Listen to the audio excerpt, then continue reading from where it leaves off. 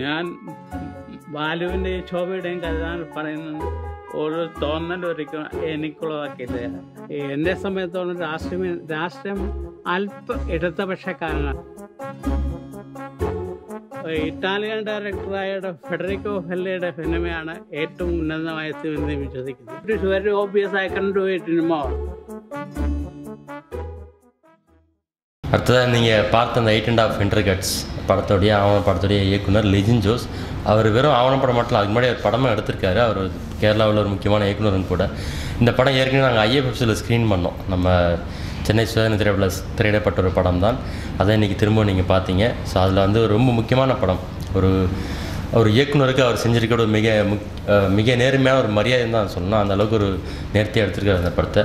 So Lijin வந்து சில வார்த்தைகள் பேசுவார். தமிழ் தெரியுது அவருக்கு. வரும்போது இப்போது தமிழில் தான் கேட்டார். இதுக்கு அடுத்த பில்டிங்கெல்லாம் பேசினேன். எனக்கு ஆச்சரியமாக இருந்தது. ஸோ லிஜின் ഫേവേറ്റ്സ്. ഞാൻ ഇപ്പോൾ KG ஜோஜை பற்றியோ அவரோட ஃபிலிம்ஸை பற்றியோ இந்த டாக்குமெண்ட்ரியை பற்றியோ நிறைய பேச விரும்பலை. என்னன்னா நீங்கள் டாக்குமெண்ட்ரி பார்த்துருக்கு. அதுக்கப்புறம் ஷாஜி என்கிட்ட ஒரு நியர்லி மோர் தேன் 80 minutes பேசி അതൊരു ഇൻ്റർവ്യൂ അതിൽ കൊടുത്തിരിക്കും. അപ്പോൾ അതുക്കപ്പുറം എനിക്ക് എതുവും இந்த விஷயத்தில் சொல்லதில்லை. ഒന്ന് இந்த KG ஜோர்ஜ் ഒരു ഡോക്യുമെൻ്ററി ജോർജ് സാറെ പറ്റി பண்ணണം. அந்த ഐഡിയ എപ്പടി വന്നതെന്നാൽ ഞാൻ പഠിച്ച കോളേജിൽ ആലപ്പി, എൻ്റെ ഊര് ആലപ്പി தான். അപ്പോൾ ആലപ്പി ഞാൻ പഠിച്ച കോളേജിൽ അവിടെ മാസ്കോം കോഴ്സ് ഇരിക്കും. ഇപ്പോൾ നടക്കുന്ന മാസ്കോം കോഴ്സ് സ്റ്റുഡൻസ് കിട്ട ഒരു 1 hour അവർക്കിട്ട് കൊഞ്ചം ഇൻട്രാക്ഷൻ பண்ணണം அந்த மாதிரி. എനിക്ക് നല്ല பேச வராது, கிளாஸ் எடுக்க அவ்வளோ வராது. அப்போ அதனால் எங்கே போயாலும் கொஞ்சம் இன்ட்ராக்ட் பண்ணலாம் அவர்கிட்ட, அதாவது Q&A பண்ணலாம். அந்த மாதிரி தான் போய். அப்போ அது மெஜாரிட்டியும் கேர்ள்ஸு தான். அப்போ அவர் நிறைய ஃபெமினிசம், அந்த சினிமையில் ஃபீமேல் ரெப்ரசன்டேஷன், அந்த மாதிரி இஷ்யூஸை பற்றிட்டெல்லாம் ரொம்ப பேசிகிட்டே இருந்தேன். அப்போ நான் அவர்கிட்ட கேட்டது, நீங்கள் ஆதாமிൻ്റെ ഭാര്യയിൽ அந்த ஃபிலிம் பார்த்துருக்கேன்.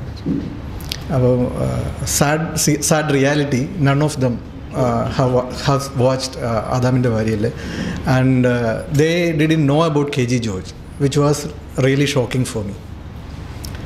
Because I started watching films seriously after I watched a couple of KG George films, and as all these people mentioned, before and after, like after watching a KG George film, I started to look at films in a different way. So that was a landmark point for me in my growing up. So I was really shocked when these students told me that they haven't seen any KG George films. They didn't know about the filmmaker.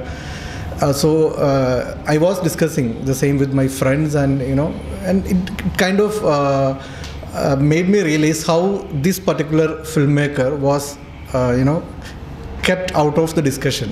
Like there are some couple of dualities are there. Like you speak about Adur Aravindan, and then like Padmarajan Bharathan. The name missed out. Maybe he was odd man out. KG George was never mentioned in any of this list. So this discussion went on, and I felt I could do something, and I wanted to do something, but I didn't know how to go about it.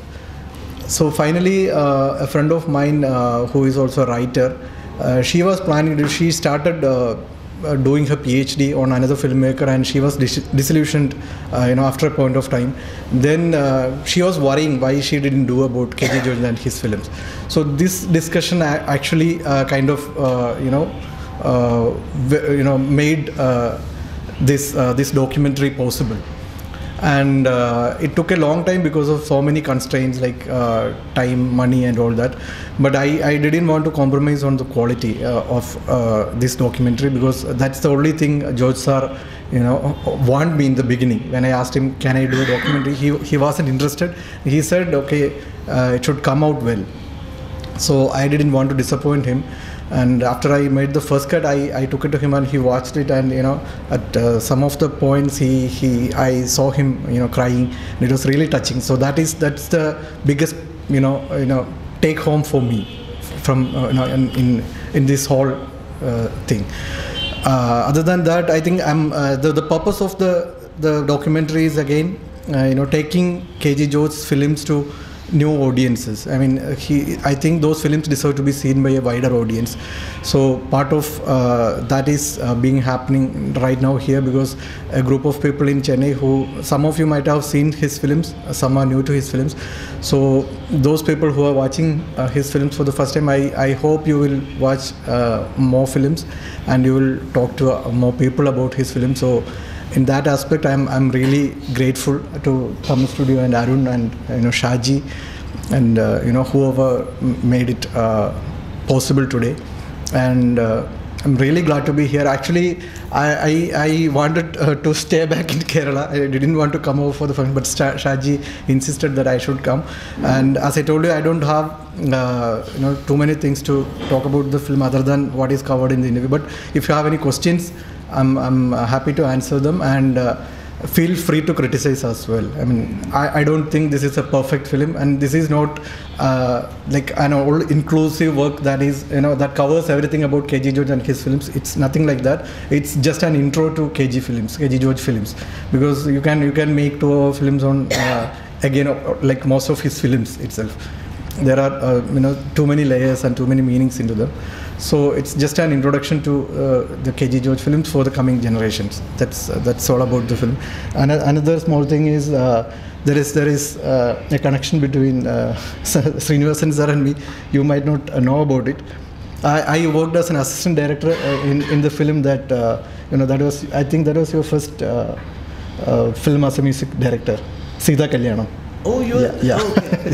So that was my first film as an assistant director with T.K. Rajiv Kumar sir, and that Raga Sudarasam is my all-time favorite song. So it's a beautiful song. You should listen to that. Yeah, that's it. So have a good evening, and thank you very much.